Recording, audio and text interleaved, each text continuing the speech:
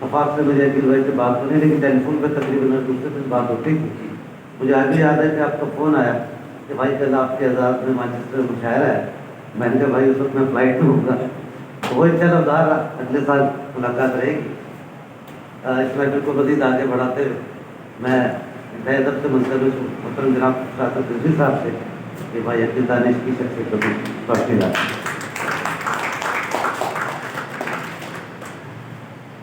صدر محفل جناب رفیع الدین راز صاحب، آج کی اس محفل کی مرکزی شخصیت جناب عقیل دانش صاحب، مختار حیات صاحب، ظہیر قندیل صاحب، مہمان خصوصی ہمارے بہت محترم جناب شاعر لمحیات رونق حیات صاحب، اور آج کی اس محفل کے معلم اور ناظم جناب خالد میر صاحب، اور حلقہ ارباب تخلیق کے روح و رواں جناب بانی منتظم جناب طارق امین صاحب.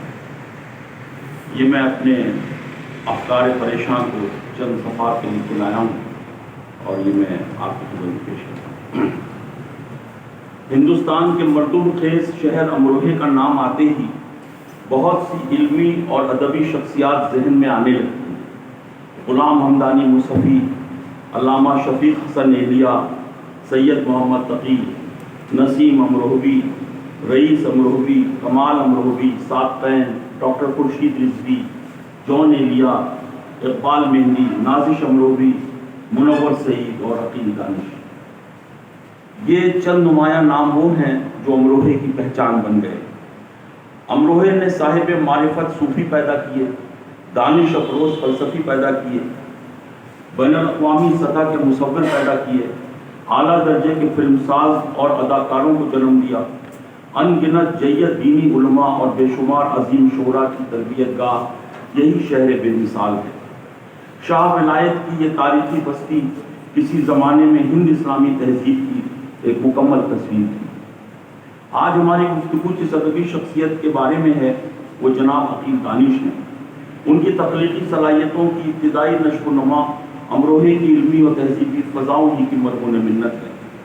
وہ 1950 میں پاکستان تشریف لے آئے. انہوں نے نبی باغ اسکول لارنس روڈ کراچی سے میٹرک کیا اور گورنمنٹ کالج ناظم آباد سے گریجویشن کیا، اور پھر کراچی یونیورسٹی سے اردو ادبیات میں پہلی پوزیشن کے ساتھ فرسٹ کلاس میں ایم اے کا امتحان پاس کیا. انہیں اس کامیابی پر تمغہ بابائے اردو سے نوازا گیا. اسکول میں ان کے قریبی دوست حیات النبی رضوی امروہوی تھے جو آج پاکستان کے صف اول کے آرکیٹیکٹ اور رسالہ عمارت کار کے ایڈیٹر ہیں. دوستی کا یہ رشتہ خوبصورت یادوں کے ساتھ آج بھی قائم ہے. گورنمنٹ کالج ناظم آباد میں ان دنوں معروف ڈرامہ نگار، اداکار، مزاح نویس اور ٹی وی کمپیئر انور مقصود، دانشور اور شاعر استاد پروفیسر سحر انصاری، سابق امیر جماعت اسلامی منور حسن بھی زیر تعلیم تھے. نبی باغ اسکول لارنس روڈ سے میٹرک کرنے کے بعد عقیل دانش صاحب نے گورنمنٹ کالج ناظم آباد میں داخلہ لیا، جہاں یہ لوگ ان کے یعنی ہم جماعت تو نہیں تھے لیکن ہم درسگاہ تھے. اچھا، یہ وہ دور تھا جب کراچی علمی اور ادبی طور پر زندہ تھا. فنکاروں، عالموں، ادیبوں، مصوروں اور شاعروں سے اس شہر کے گلی کوچے آباد تھے. بتانے کا مقصد یہ ہے کہ عقیل دانش کو ساری زندگی اعلیٰ ترین ہستیوں کی رفاقت اور صحبت حاصل رہی، جس نے ان کے افکار و کردار کو ہمیشہ ایک بلند علمی اور اخلاقی معیار سے ہمکنار رکھا. ان کے احباب ہوں، شناسہ ہوں، ہم پیشہ رفیق ہوں یا اساتذہ ہوں، ہر شخص انہیں خدا کی طرف سے ایک علم و فن کا تراشیدہ نگینہ ملا. علامہ طالب جوہری ہوں، ڈاکٹر اسلم فروقی ہوں، ڈاکٹر ابواللہ صدیقی ہوں یا ابن صفی، ان کی ملاقاتوں، محبتوں اور مراسم کے دائرے میں سبھی آتے ہیں. خواجہ اشکار حسین جو فلسفے اور نفسیات کے ایک ممتاز اسکالر تھے اور جنہوں نے سی ایم جوٹ کی کتاب کا ترجمہ فلسفے کا نیا آہنگ کے نام سے کیا تھا، ان سے بھی عقیل دانش نے کسب فیض کیا. پروفیسر انجم اعظمی اور مشہور شاعر رضی اختر شوق کے والد خواجہ شجیع الحسن بھی ان کے استادوں میں شامل ہیں. امروہے میں عقیل دانش کے بھائی سید شریف احمد جو بعد میں پی ایچ ڈی کر کے کشمیر یونیورسٹی اور دلی یونیورسٹی کے پروفیسر ہوئے اور آخری دنوں میں وہ صدر شعبہ اردو دہلی یونیورسٹی تعینات ہوئے۔ جان ایلیا کے وہ بے تکلف دوستوں میں تھے اور جان ایلیا مسلسل ان سے ملنے کے لیے عقیل دانش صاحب کی تشریف لاتے رہتے۔ لندن میں بھی عقیل دانش، علامہ عقیل البروی، ڈاکٹر خورشید الاسلام، پروفیسر رالف رسل، ڈیوڈ میتھیوز اور ڈاکٹر خالد حسن قادری جیسی نابغہ روزگار شخصیات سے رابطے میں ہے۔ راجہ محمود آباد جو قائد اعظم کے قریبی ساتھی تھے اور جنہوں نے کراچی میں سراج الدولہ کالج قائم کیا تھا، ان سے بھی عقیل دانش کی بہت قریبی نیاز مندی رہی ہے۔ وہ 10 برس تک جزوی طور پر BBC لندن کی اردو سروس سے وابستہ رہے۔ انہوں نے لندن یونیورسٹی سے اردو زبان کے استاد کی حیثیت سے خدمات انجام دی اور انہوں نے کیمبرج یونیورسٹی کے لیے اردو زبان اور ادب کے پرچے بھی ترتیب کیے۔ اردو زبان سے ان کا عشق کسی سے پوشیدہ نہیں۔ انہوں نے اپنی جوانی ہی میں یہ فیصلہ کر لیا تھا کہ وہ اردو زبان و ادب کی تدریس ہی کو اپنا پیشہ بنائیں گے۔ کراچی میں بھی کچھ عرصہ انہوں نے حبیب پبلک اسکول، نیشنل کالج اور گورنمنٹ کالج نظام آباد میں استاد کی حیثیت سے گزارا۔ انہوں نے غیر ملکیوں کو اردو سکھانے کے لیے ایک ریڈر بھی لکھی جس کا نام ہے اردو پڑھیے، اردو لکھیے اور اردو بولیے۔ یہ کتاب زبان سکھانے کے جدید اصولوں کی روشنی میں لکھی گئی ہے۔ انہوں نے اپنی ذاتی اور پیشہ ورانہ مصروفیات کے ساتھ ساتھ تحریر و تقریر کی سرگرمی کو بھی جاری رکھا۔ روزنامہ جنگ لندن اور کراچی کے صفحات اس کے گواہ ہیں۔ انہوں نے خطا نگاری بھی کی، مضامین بھی لکھے، کالم بھی لکھے، خاکے بھی لکھے۔ ان کی نثری کتاب 2022 میں اعتبار کے نام سے شائع ہوئی ہے۔ 512 صفحات کی اس کتاب میں شخصی خاکے، تنقیدی مضامین اور تبصرے شامل ہیں۔ احسان دانش نے اپنی سوانحی یادداشتوں پر مبنی کتاب کا نام جہان دانش رکھا تھا۔ عقیل دانش نے اپنی آپ بیتی کو حیات دانش کے عنوان سے شائع کیا ہے۔ ان کی سوانح حیات کی سب سے بڑی خوبی اس کی سادگی اور خاکساری ہے۔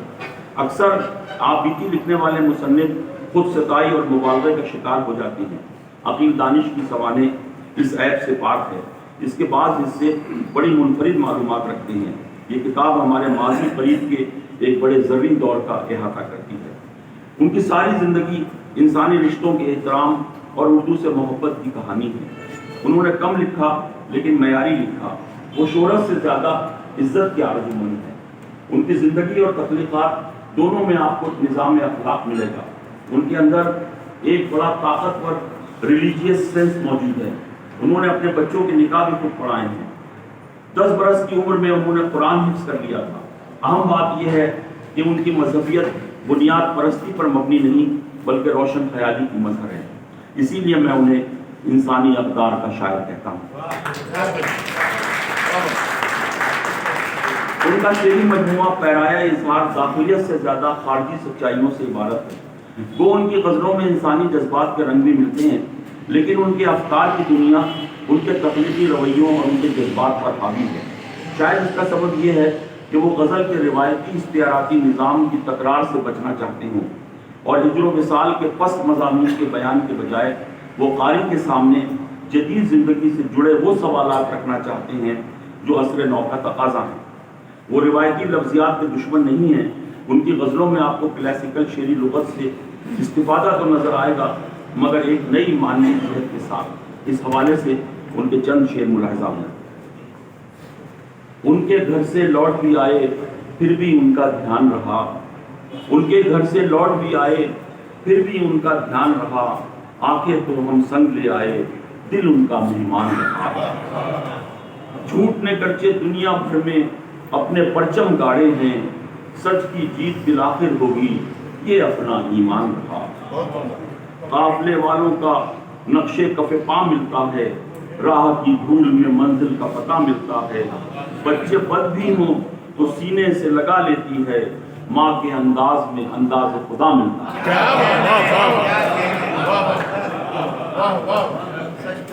بے وطن ہم ہیں مگر یاد وطن آتی ہے، اس اندھیرے میں بھی سورج کی کرن آتی ہے، بس اسی بات سے جینے کی بندی ہے امید کہ قفس میں بھی ہمیں بوئے چمن آتی ہے، جب کہیں سچ کے لیے دار و رسن سجتے ہیں میری آواز سرے دار و رسن آتی ہے۔ یہ نہ سوچو کہ کھڑی راہ میں تقدیر ملے، خواب دیکھو کہ کسی خواب کی تعبیر ملے، عزم ایسا ہو کہ پگھلا کے قلم میں ڈالیں، کون تھی جب کسی سر پر کوئی شمشیر ملے، اپنے ماضی کو بلایا تو خلا میں بھٹکا، ذہن انسان کو تازہ کوئی زنجیر ملے۔ کتنے سوال سب کی نگاہوں میں رکھ دیے، گھر کے سبھی چراغ ہواؤں میں رکھ دیے، اس انقلاب گردش دورہ کو دیکھیے، اجسام کیسے کیسے ہواؤں میں رکھ دیے۔ آپ نے دیکھا ان اشعار میں سوز دل سے بڑھ کر ساز فکر ہے۔ وہ خیال سے شعر ڈھالنے کا ہنر جانتے ہیں، وہ اپنے پڑھنے اور سننے والے کو ان فکری نتائج میں شریک کرنا چاہتے ہیں جو انہوں نے برسوں کے مشاہدے، مطالعے اور غور و فکر کے بعد اخذ کیے ہیں۔ وہ مشرق اور مغرب دونوں کی تہذیبی روح کو جانتے ہیں، اسی لیے ان کی شاعری میں امید کے چراغ روشن ہیں۔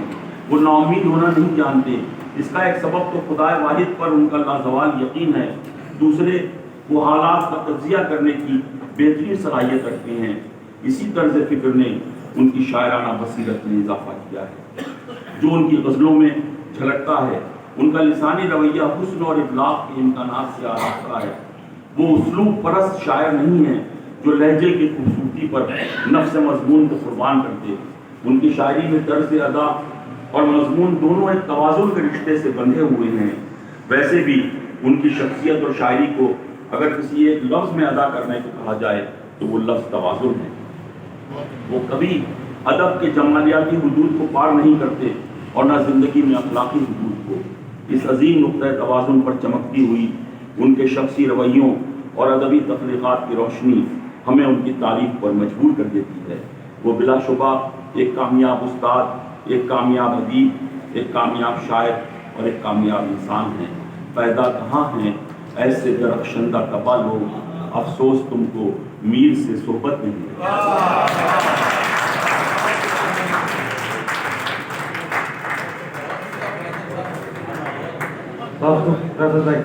اور گرچہ کہ محفل پوری دل جمعی سے دل اور سانس کی روانی کے پورا سامان کیے بیٹھی ہے، لیکن طبی نقطہ نگاہ سے صرف آپ کی یاد دہانی کے لیے کہ جب آپ دونوں ہاتھوں کو دائیں بائیں پھیلا کے آپس میں زور سے جوڑتے ہیں تو آپ کے دل کی طاقت بڑھتی ہے۔ اسے اور کام میں تعریف ہے۔ اور سانس کی روانی کے لیے جب آپ آہ کہتے ہیں تو نسیں سکڑ جاتی ہیں، جب آپ واہ کہتے ہیں تو خون کی روانی بڑھ جاتی ہے۔ تو ان صورتوں میں دل کو تقویت ہے۔ تو پہلی محفل میں آپ دل کی تقویت کے لیے دونوں ہاتھوں کا استعمال کیجئے اور دوسرے حصے میں زبان یعنی اپنے منہ کا استعمال کیجئے تاکہ سب کی حوصلہ افزائی بھی اور آپ کی صحت بھی بہتر ہو۔